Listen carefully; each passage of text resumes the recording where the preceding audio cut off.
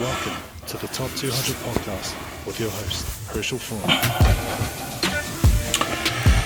How's it going, everybody? It's pretty good to be back after that little break that I had and just trying to get everything else sorted.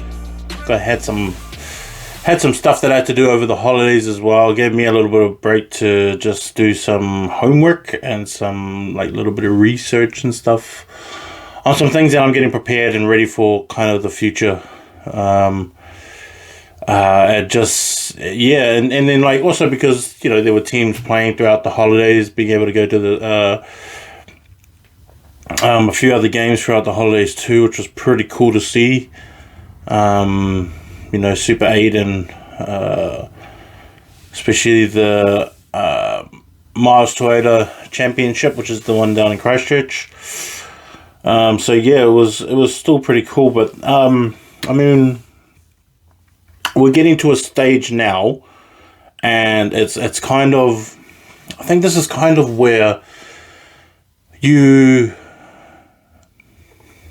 I think because everybody knows, everyone knows that watches sports that health has a lot to do with this. Longevity within the game has a lot to do with this. Injuries are always going to be a part of sports, and it's always going to be a part of the season, and that's for coaches to take care of and making sure, obviously in professional teams you have your medical staff, which is hired, and then you try and hire the best that takes care of your players and make sure they manage all your injuries and things like that, so that later on in the year you have enough guys to sort of be able to finish off the year properly and be able to make sure that you are as healthy as possible when you get to the end of the season. Okay, so that we're at this position right now, and it's getting to the point where you are kind of looking at those scenarios that everyone stays healthy and that everyone is able to be able to at least finish the season and be able to at least be at the strongest you can be as a team. For example, when I looking at Kelston boys roster just from this past week, that's the healthiest I've ever been, with most of their top players playing, and then Centre Lawaki was the only one that was kind of out. That was a big star, and then and also Kelston have to figure out what they're going to do with that loose trio, and from my perspective, it should be Zion at 6, and it should be Jacob at 8, and then Centre should probably be at 7, and it is going to be, that is to me the most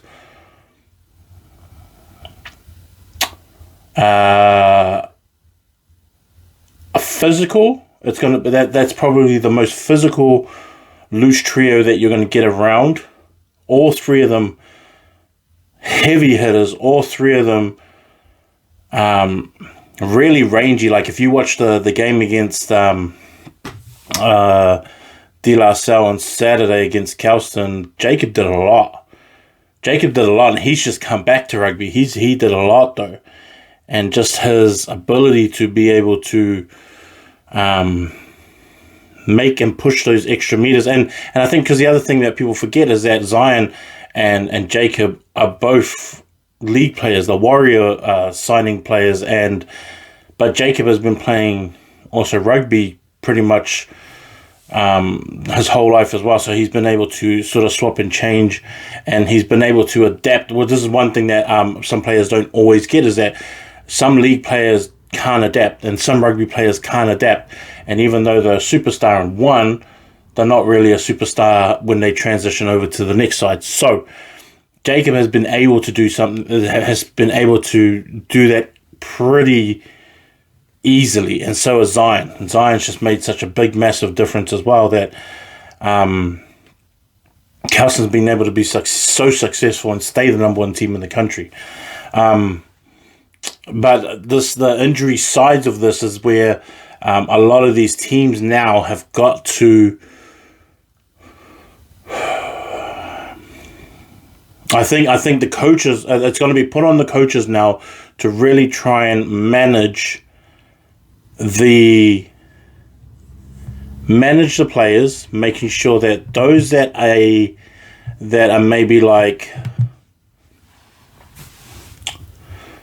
50%, no, 60%, make sure that you manage the games where they can sit out, or if it's really something so crucial to the player and to the player's future, which is the other thing that should be taken into account, they should probably sit out. Now, most players, and this is where I take it off the coaches, is that most players will just say, yeah, just let me play, because as young guys, you're just going to be like, yeah, I'll be sweet. I'll just have a nap after this and have a feed, and then I'll be all right. I'll be sweet to go. Now, the experience of coaches have to come in, and this is not just coaches. I think this is coaches and parents as well, have got to make a stand and have got to be able to take control and to make that decision for their kid and go, you're not going to play today. It's not wise. It's not safe. Your arm needs to heal. Your shoulder's not quite that good. Your ankle's still playing up, and the physio said that you can't be running around on it, all that kind of stuff. Impact on your back is too much. We're not going to risk it. Your next up. Too many concussions. You got to sit out the rest of the year. You just can't play. They talked about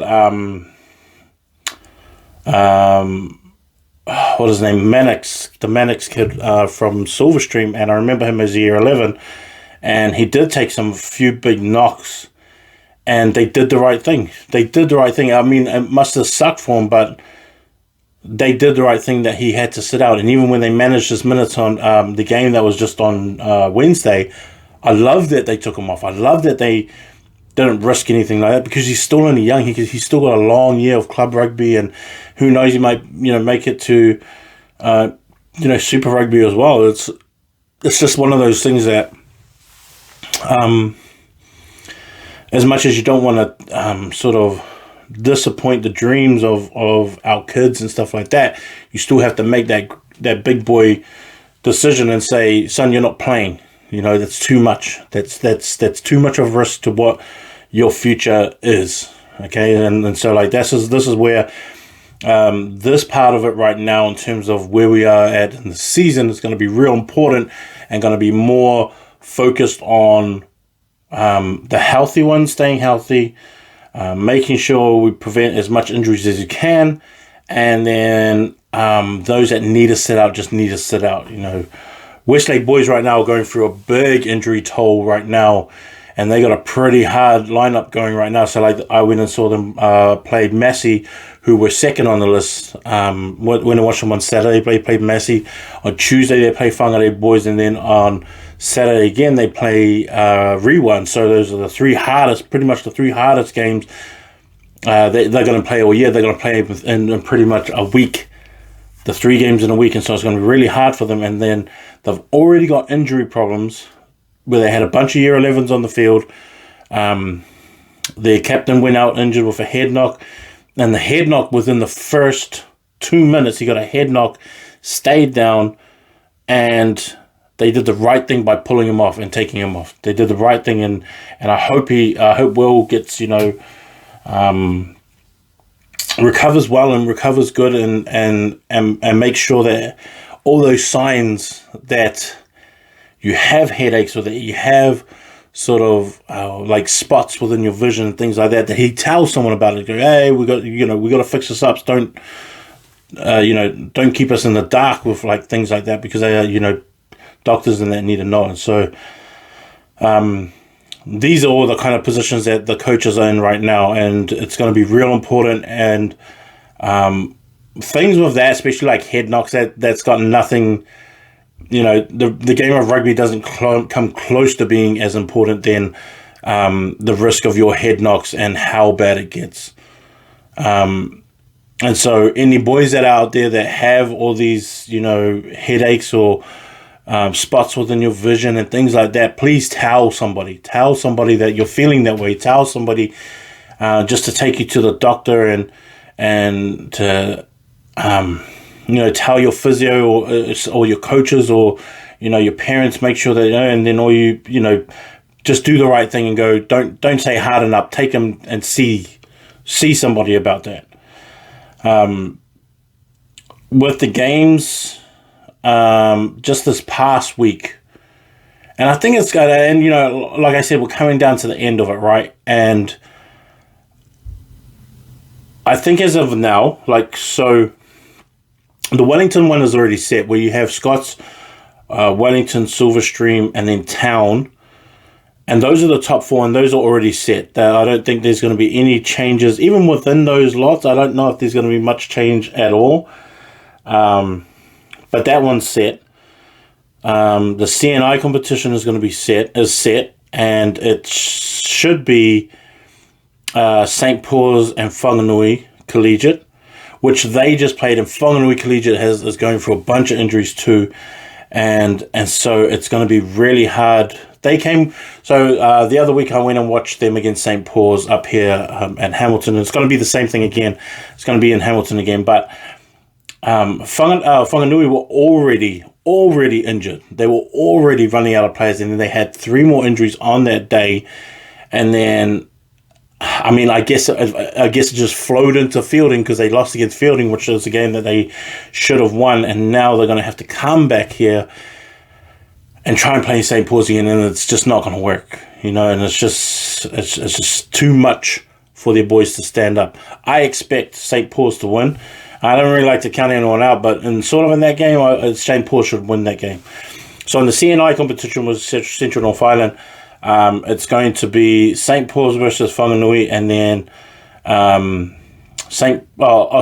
Peter's School versus Whanganui Collegiate, and St. Paul's Collegiate versus St. John's Hamilton. So, those 3 Waikato schools really dominating the CNI competition, and pretty much the final is going to be here. St. John's have a huge opportunity to cause an upset against St. Paul's Collegiate. They have the players, they have a lot of youth, and they have a lot of talent in there. And pretty much, to me, they will need to take care of Malachi Rampling, because he's the main guy in that team. And he's still a young year 13. He just turned 17 this year. Could return for another year if he wanted to. I don't think he is, but he could if he wanted to. But he's probably one of the best number 8s in the country right now. And he's going to be in that bracket of discussion of New Zealand secondary schools as well. And so he's going to be one to look out for. And then you got Adrian, the number 8 for St. John's, who's going to be sort of a head-to-head of him, and Adrian's only year 12.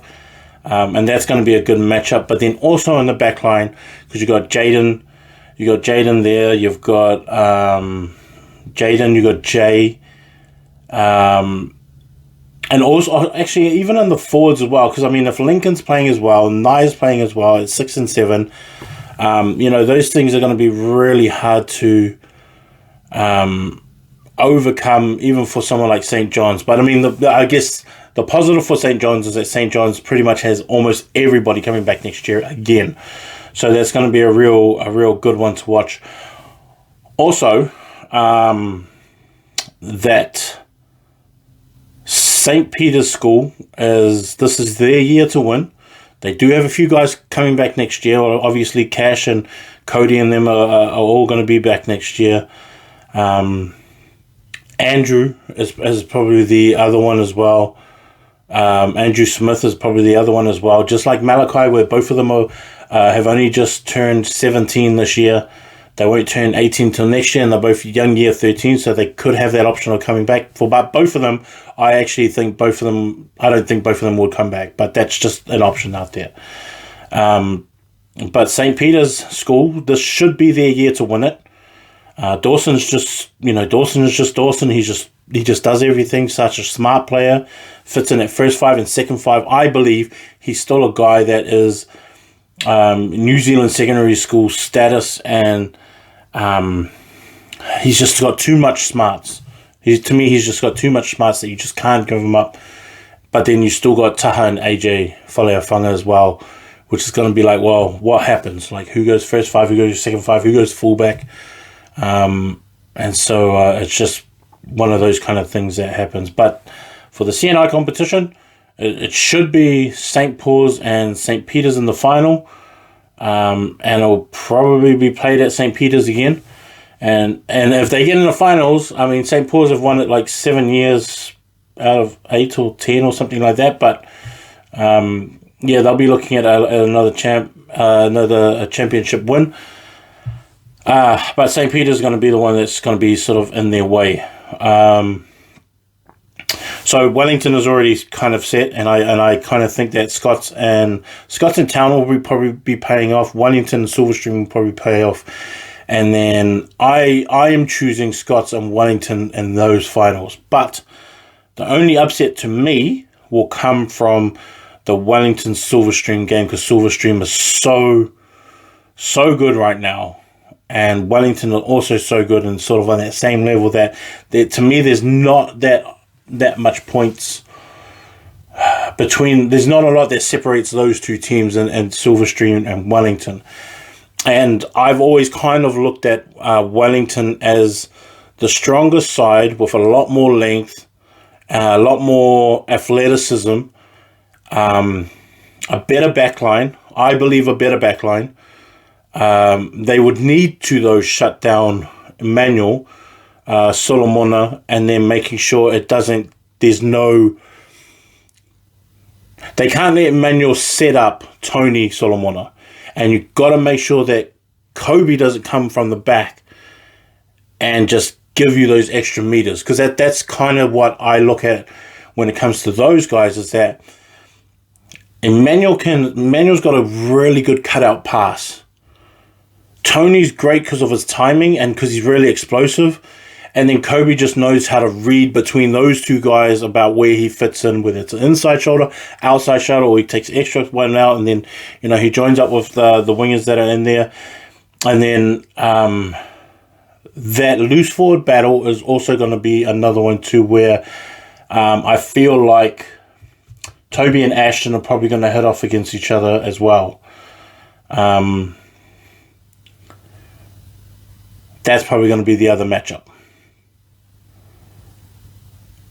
But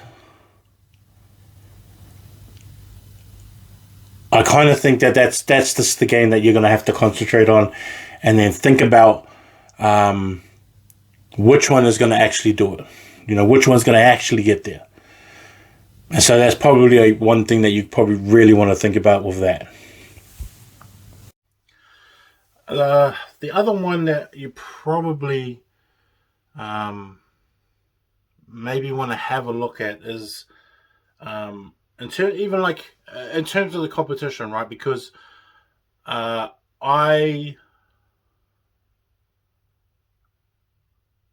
went and watched the 1A, and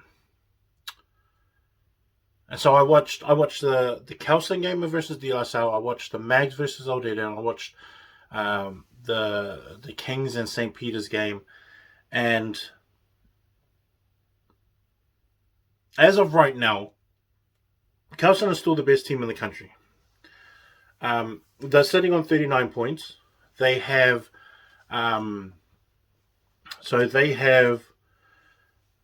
Kelson have Kings next, followed by Liston College, and then Auckland Grammar. I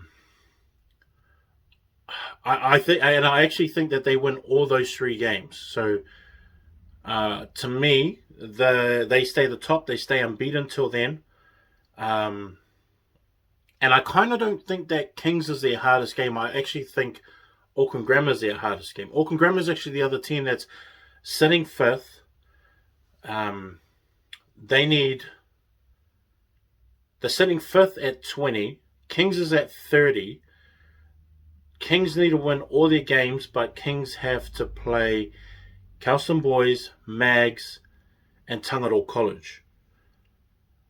Grammar, and I don't think that they're going to be. I don't think they're going to beat Kelston.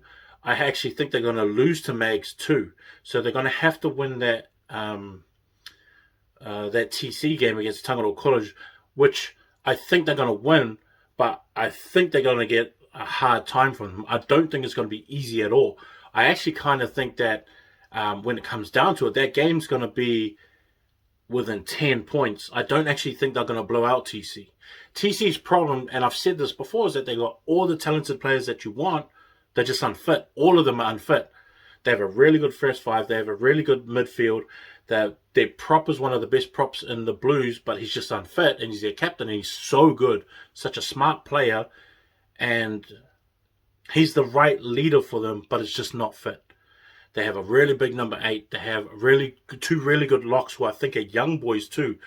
And so they do have some of these guys returning, but they just can't finish off games because they're not playing the full 70. Now, Kings, to me, are going to struggle physically with that, and it's going to take a lot out of them within that first half is going to be really hard for them, and I don't think they're going to blow them out. But Grammar are going to play Liston College. They're on 20 points. They play Liston College. They need the full 5 points from that. They're going to play Tangaroa College, and they need the full 5 points from that. And even that's a hard one to ask too. And then they play Kelston Boys. If they snatch that Kelston Boys game and they can get at least 14 points out of that, those last 3 games, I think that they're going to be able to jump Kings, and they're going to be in the top 4, not Kings, because St. Peter's College, they're sitting second. They have De La Salle, which I think they're going to win. They have Dilworth School, which I think they're going to win. And then against Mags in their last game, that's a iffy kind of situation. I think both of those two are on the same level. They're going to win or lose by the smallest margins either way, depending who wants to turn up the best on the last game of the round. Future's kind of already sussed about, it's sussed out like where they're going to be. They're both going to be in the playoffs anyway, but who's going to be, I guess, second and third is what you're kind of going to be asking, which to me kind of doesn't really matter. All of them are going to show up. All the fans are going to show up. All the supporters are going to show up anyway. Mags are going to have Tangaroa College. They're also going to have King's College, and then they have St. Peter's at the end. I think Mags is going to win against Tangaroa College. It's going to be a hard game again. I think they're going to beat King's College as well. Another hard game again.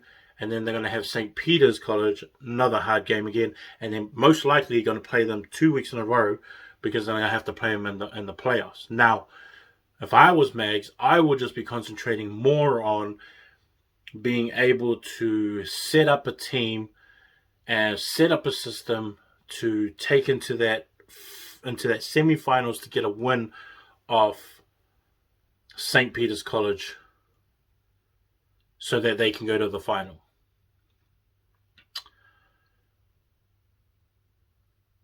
Because I feel like they're already in that position where they are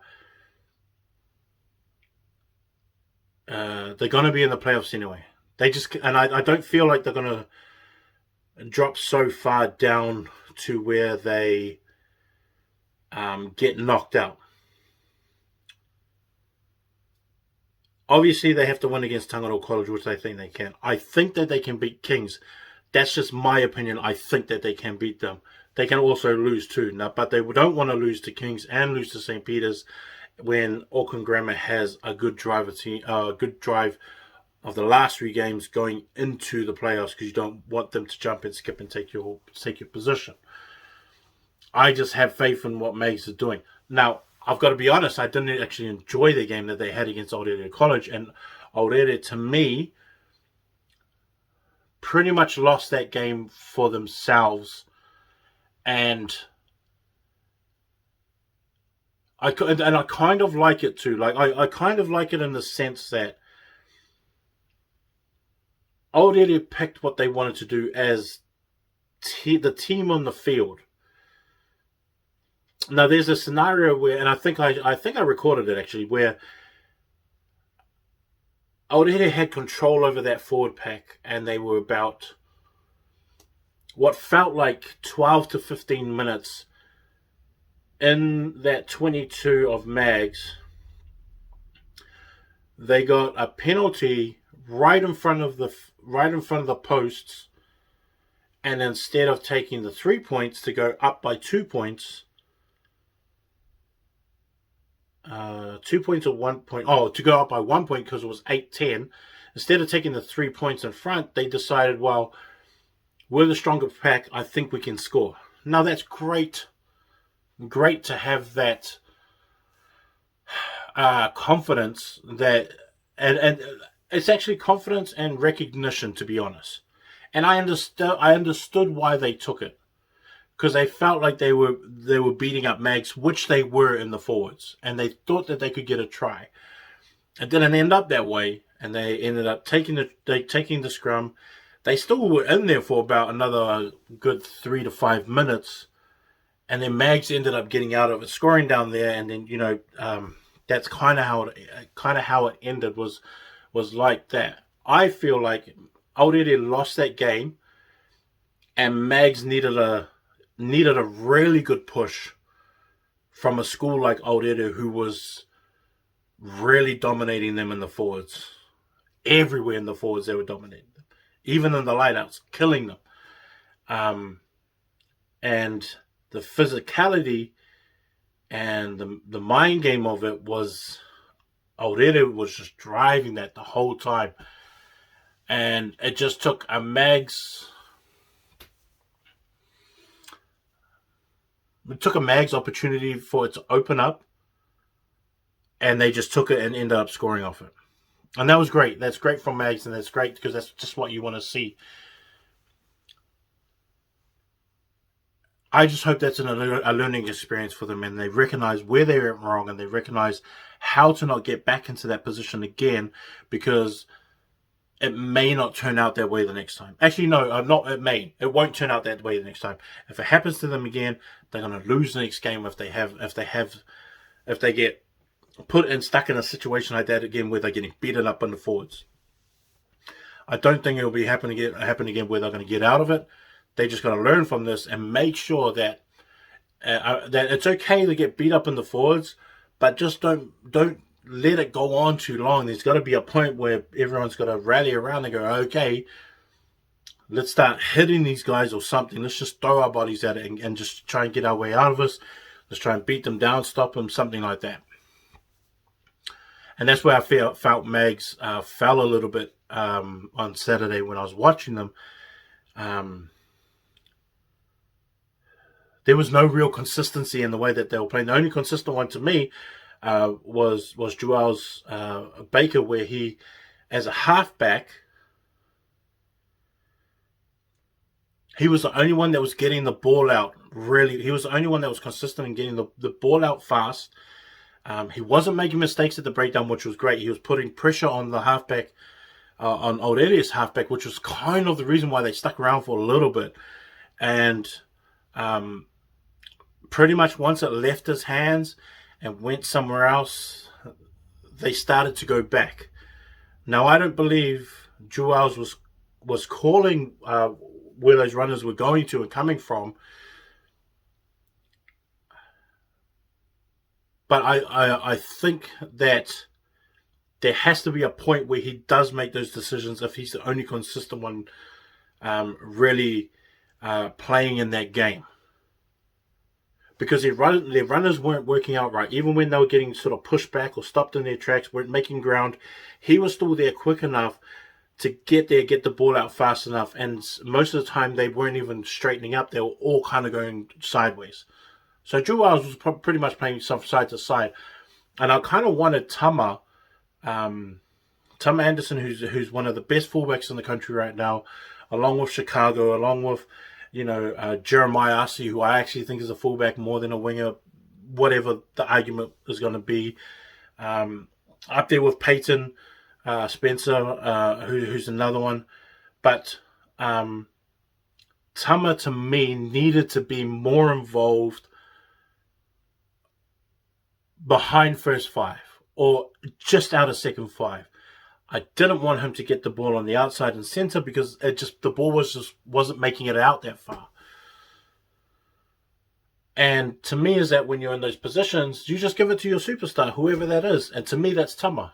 Now, if that's the call that they've made in the team to go, wow, we don't want you playing this close, we want you playing it out there, that's fine. Like, he's right to follow those instructions. My thing is that all you superstar players in the country, all you guys, you know you're the main guy for your team, there has to be a point where you guys should ask the coaches, at least ask the coach, can I start taking from here because it's not getting to me out there? It's too far.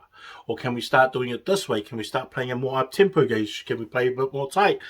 You guys should have a say, and coaches should be able to receive that information humbly and with open arms, and then hopefully make a decision that's based on the team and not an ego or not an ego thing to go, hey, you're just a player, just do what I tell you to do. Because you coaches sometimes, you guys are not right all the time. You're not right all the time. And these kids are so smart right now. At least give them a listen. At least make it a discussion. At least make it a conversation. And most of you coaches are standing at the back.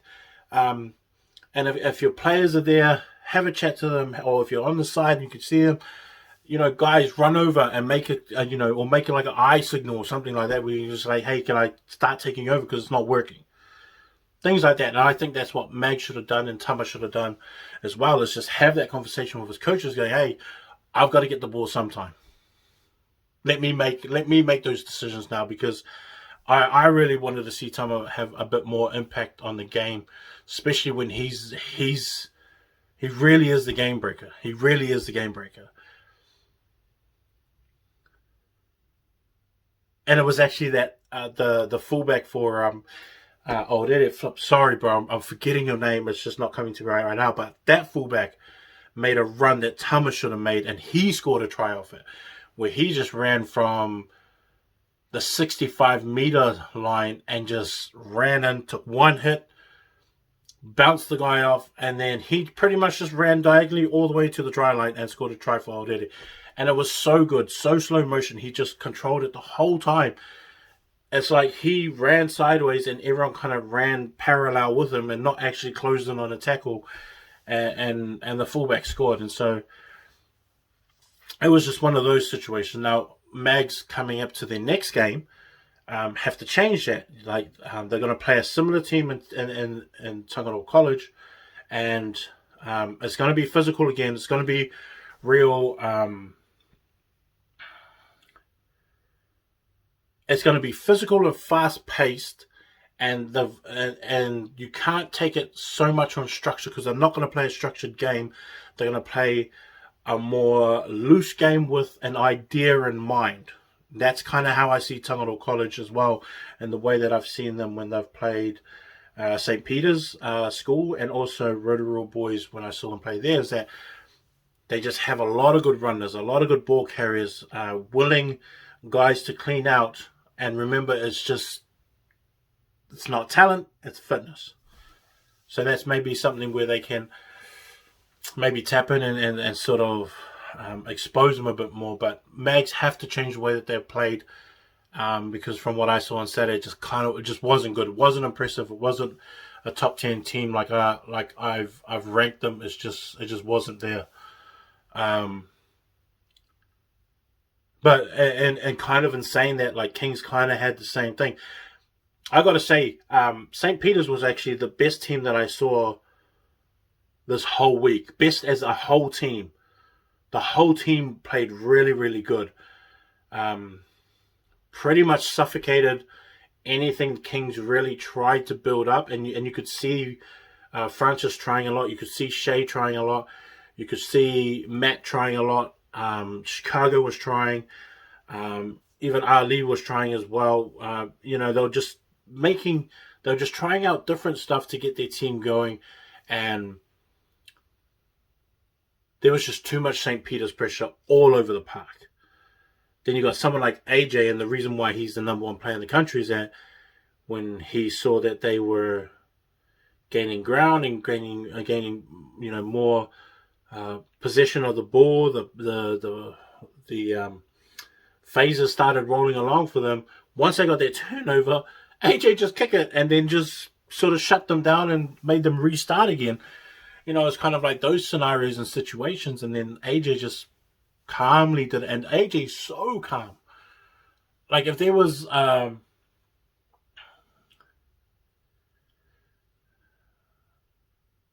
I can see St. Peter's winning another national championship if it comes down to close games and they're in the lead. If you're ever playing St. Peter's and they're in the lead and they have something like 10 minutes to go, 12 minutes to go, I think you're losing that game. I don't think St. Peter's is losing that game. With someone like AJ that's there and the way that he can game manage everything, I don't think you're winning. And that's even including Calston or Hamilton boys or or Hastings boys, if it ever ends up into a national championship situation and they end up going to the top four and not Calston, like I've been saying, as the number one team, you can't have a close game against St. Peter's because they're the ones that are going to win it with someone like AJ on their team. And I mean, they obviously Conrad's, such a solid forward right now. Is so good at blind. Having Blair go into number 8, which I thought was cool, and even his work in the lineouts is getting better too, and I kind of like the way that they're using him in the lineouts. Siale, putting him in center, I kind of think that Siale's, it was him and Presley. I think Presley was the one that was in there, right? So it's Presley and Siale in center, and I think if Siale keeps playing the way that he's playing, that he's in center, I think he might be.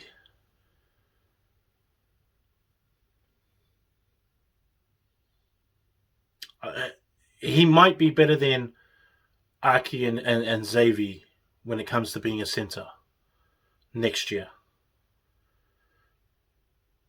And it's going to be hard too, because remember, you've got Francis, who I think is the best player in the country in terms of year 12s, and I think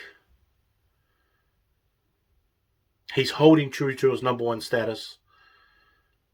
You still got Yeti Campbell down in Scots College, who is also one of the midfielders that you have to watch out for, but Siale is definitely one of those guys in there. Aki is from Hamilton Boys, is definitely another guy that's in there. Then you have Xavier from St. Kennigan's, who's another guy that's definitely in that position.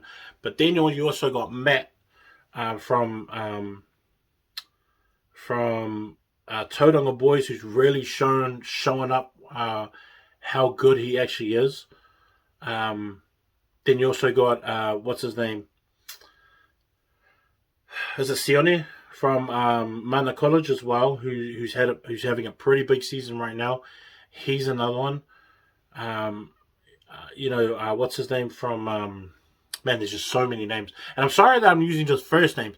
I'm just using first names because that's how I talk to myself about these players and discuss how they are. And I've got to get better at first and last names and when I'm talking as well, because I kind of... when I have discussions with people, I don't use their full names, but I should. I should be getting better at this. But, Siale looks like one of those guys that's going to be one of the top midfielders and probably a New Zealand secondary school conversation when it comes to midfielders for next year. And so he's really going to be one to look out for.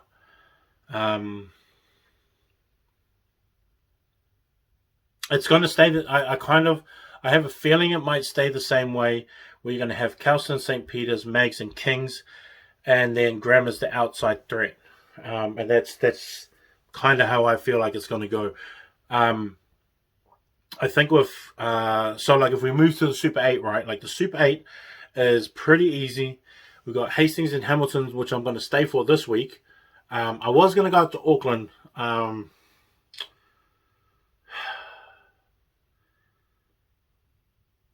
it's yeah, I don't know. I don't want to make my decision too quick, but I do want to watch the Hamilton and Hastings one here. But it's Hamilton and Hastings are both on 25 points, and then Rotorua Boys is on 21 points. Now Rotorua Boys need to win, but win with a bonus. They're playing New Plymouth Boys, who are not playing that great right now. They've lost, they just lost to Westlake. They lost to Napier Boys, and now they've lost, and now they've got Rotorua Boys, and they're just not on the best of streaks right now. Now, if New Plymouth Boys want to be the party killer, that Hamilton and Hastings will be pretty happy if you did it right now. Now, if you don't, and you don't want Hamilton or Hastings or one of those two to go through, Rotorua, give them the win or something. I don't know. I don't see, New Plymouth wanting to lose anyway, because that's just not the nature of the Super 8 or anyone that wants to compete at sports. You don't want to lose to make someone else, or you don't want, to give someone else the sort of jump. But Rotorua need to win with a bonus point to get through. But then the other thing is that if the Hastings or Hamilton game comes down within 7 points and one of them gets a bonus point for losing within that margin, then Rotorua will miss out. Again, I don't feel like Hastings or Hamilton are going to want to chance that on whoever's going to lose will lose within this amount of points, blah, blah, blah, whatever. But that's just like the scenario, I guess, that we're stuck with. Is that Rotorua Boys is on 21. They need the full 5 points so they can jump to 26. And they need one of those two teams to lose, but lose without being within that 7 point range. Which is going to be a hard one. So I kind of really just put it down to New Plymouth Boys, not like just beating them, but making sure they don't get a 4-try bonus point is probably the other thing as well. Because if Rotorua Boys just win, they still don't jump over. I don't think they jump over Rotorua Boys they don't jump over Hastings and Hamilton Boys just based off just one win. So that's just one of those ones that they have to figure out on the day. Kind of striking, Napier, New Plymouth Boys the right time, because they're just not playing well at all, which is sad because they had a great start to the season and it's just falling off, and just not playing as well as they were back in the beginning of the year. Was down one of the other competitions. So like looking down at New Plymouth at the Miles Toyota Championship. They've pretty much got the 8. They've pretty much got the top 8. So the big game this week is going to be number 1, top of the tables, St. Bede's, and they're playing St. Thomas, who have got the wins that I thought they were going to lose. And if they win, they move to second on the table. If they win, they and win with a bonus point, they could move up to second, depending on what happens to St. Bede's. Nelson is going to win theirs because they're coming second. So Nelson's coming second on 51.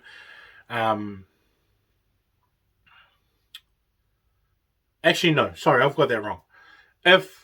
So Nelson's going to win. If Nelson wins, St. Bede's loses. Nelson goes up to the number 1 on the table, because they're playing Ron Kelly, and I think they're going to win that. No question about it. St. Bede's, if they win, they stay at the top. If they lose, they drop down to second. St. Thomas still stays under them. because they're 6 points away, and you can't get 6 points, but they're 6 points away.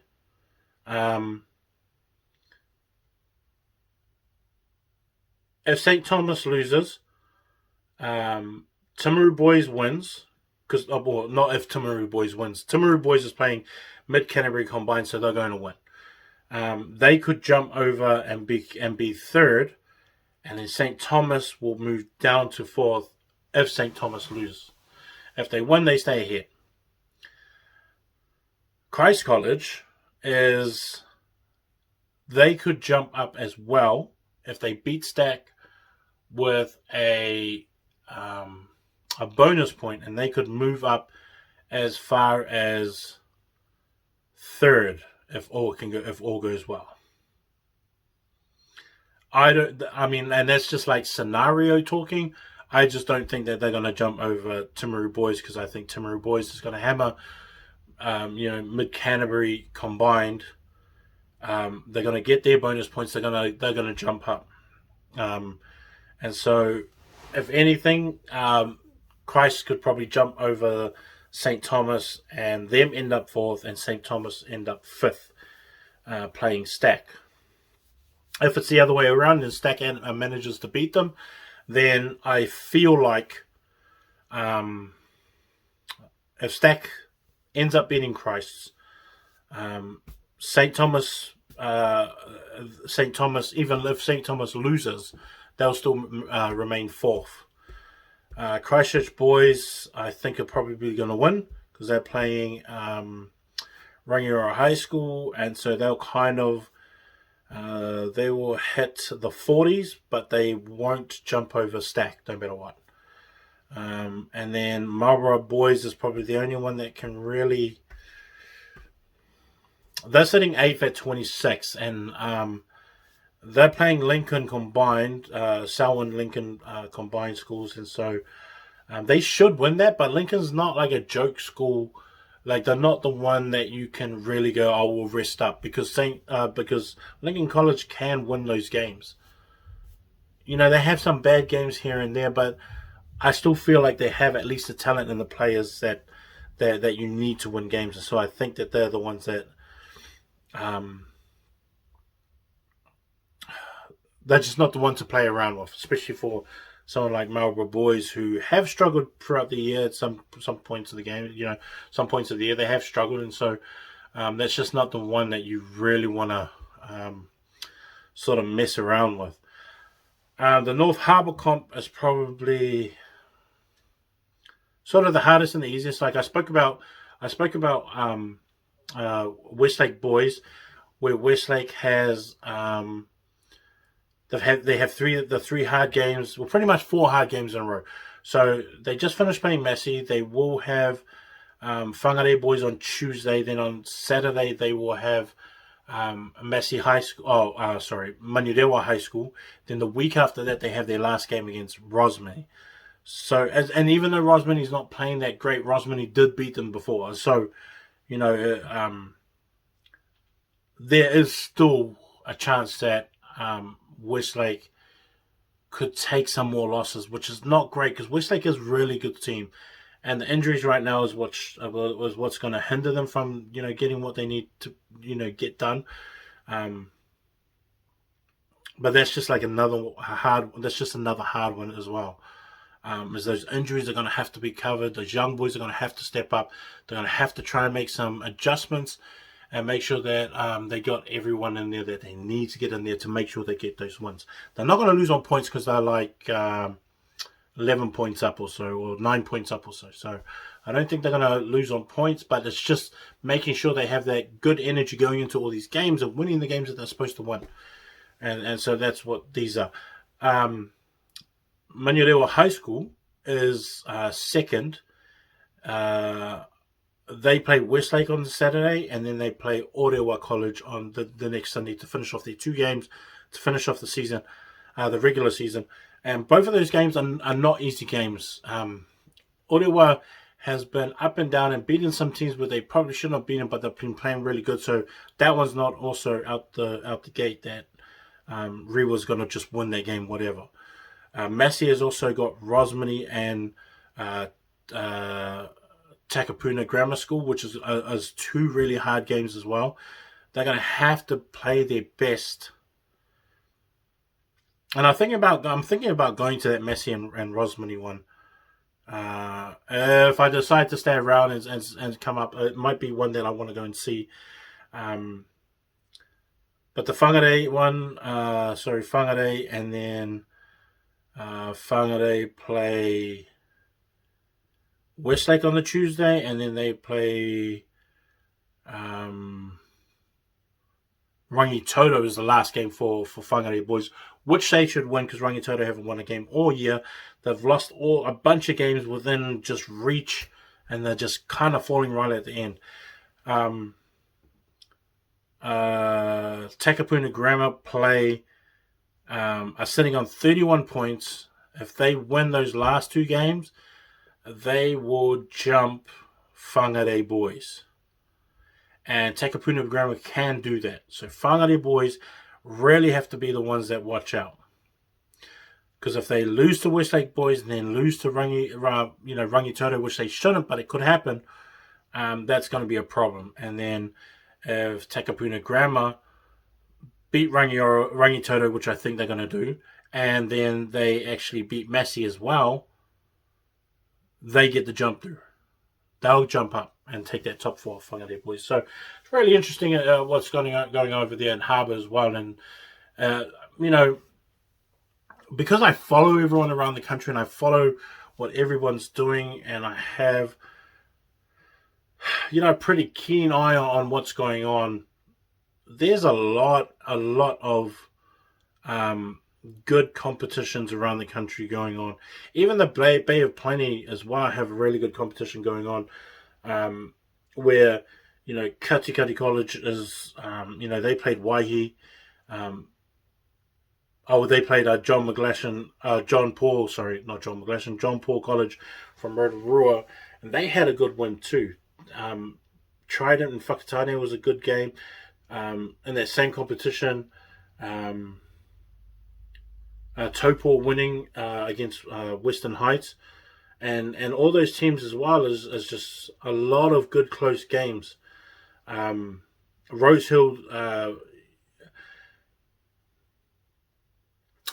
and Pukekohe are probably out of their range in terms of, schools don't come close to them. Rosehill College beat Waiuku High School 45-24, and Pukekohe's finding it hard to play in that competition where they're just winning so much. They almost got 100 points again, just in the weekend, and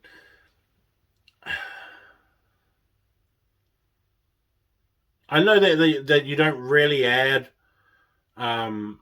teams just halfway through competitions and stuff, but Pukekohe and Rosehill should have probably played in the 1B.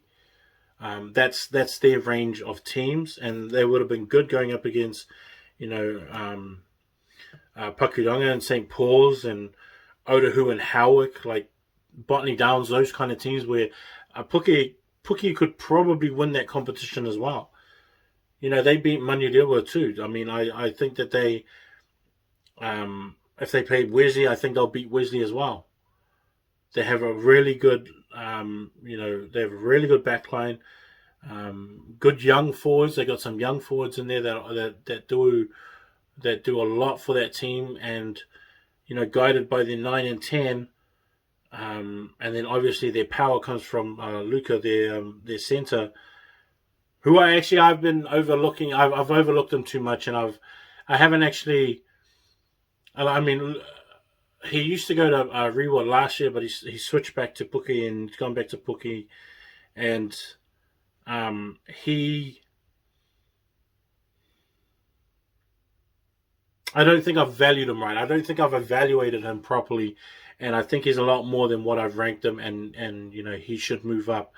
And he might actually be the best centre that we have in the Chiefs region. And we've got some good ones too. We've got some good centres here in the Chiefs region. But I can't actually think that he might be our best one. and I haven't been looking at it too close enough to pick that up early. And that's where my homework gets into it too, in terms of I try and pick out teams and making sure. This is why to me it's important that I have a lot of people's rosters all the time, so that I can pick out and choose, not just for this year but even for next year as well, the consistency of how many times combinations play together, how many times, how many guys are coming back on the team to really um, understand how this team is going to run in the new year next year, and that where they fall into the rankings when it comes time for ranking time and stuff like that. And so that's why I like collecting rosters. I like to know who's there, where, how old players are, and what years they're in. Guys that have a bunch of year 11s and 12s are always really good. Like De La Salle's got a bunch of year 11s and 12s, and if that De La Salle team trains together in the off season, they're going to win a bunch of games next year and should be one of the best teams, not just in Auckland, but also in the country too, along with St. Peter's and St. Kennigan's, who also have a bunch of guys returning too. But Pukki is going to be one of those teams that I've kind of missed a little bit on. St. Thomas is going to be the same, where they have a bunch of young guys coming back, with their captains coming back. Richie's coming back for sure. Richie's been sort of been dangled out there as one of the best up and coming props this year. Might make New Zealand Barbarians, and New Zealand secondary schools if all goes well, that kind of stuff. But yeah, it's been it's just one of those times, and one of those things that I like to do in terms of trying to get ready for the next season, and sort of try and see how to predict how a team's going to do. And then once I make my predictions, you have to actually go out there on the field and do it. Maybe hopefully prove me right or prove me wrong, depending on which side of the prediction that you're standing on. I like to be proven wrong. I like guys to step up. I like guys that believe that when I make a prediction or I say something, that they believe I'm telling the truth about them, and then they go out there and play exact way. And I also like guys on the other side where they go, "Nah, Hirsch, you're wrong. Watch this. I'm going to prove this, and then I'm going to make sure that you know how good I actually am, and that you're underrating me a bit." I like those kind of things as well. I like teams to go, "Hirsch, you're wrong," and then do this, and then they go out there and prove me wrong. I like that kind of stuff. This is what you're supposed to do. Mine's just an opinion. Mine's just a really educated opinion. I don't just talk. I do a lot of homework, and I make sure that there's a lot of substance that comes with why I select and rank players and teams where they are ranked. There's a lot of substance and educated guess about it. And I am just guessing. I'm just like every other analyst there is that are just guessing. They're just educated one and come with a bunch of substances to back it up. But we're going to get into rep time, because there's heaps of rep time. All you boys that are going to rep trials, I know that there's rep trials going on. Play your hardest, train like your hardest, put out your best stuff on the field. Even if you guys have had the trial game, still play the next week like you're going to make that team, because they're always going to be watching you. Go out there and do your best for all you guys that are under 14s, under 15s, and under 16s reps. All you guys that are coming for under 18 reps for regions, as well as for your own play. Please play your hardest all the time, because if you don't have a good trial game and they see you in a game just tear it up, they're also going to be influenced by that too, and you could still make the team based on that. So never stop playing. Always make sure that opportunities are open for you, because you never know which one is always going to change the mind of somebody else. And I'm kind of the same way too. I just go from week to week, and I watch as much games as I can to make sure I see all you guys play out there, and I want to see your best games all the time. I think that's enough for me today. Always got questions, please send it through. I'll answer your questions. Make sure that, if you have different opinions from me, tell me what your opinion is and back it up with something more than Hershey or shit you don't know what you're talking about, or you're dumb, you're blah, blah, blah. No, give me the reason why. If you can't give me a reason, I'm not going to answer you, because if you're just saying I'm dumb, it's just like, you obviously don't know what you're talking about either. So, just one of those kind of things. All right, but everyone have a good night. Everyone have a good day. Monday morning meeting. Peace.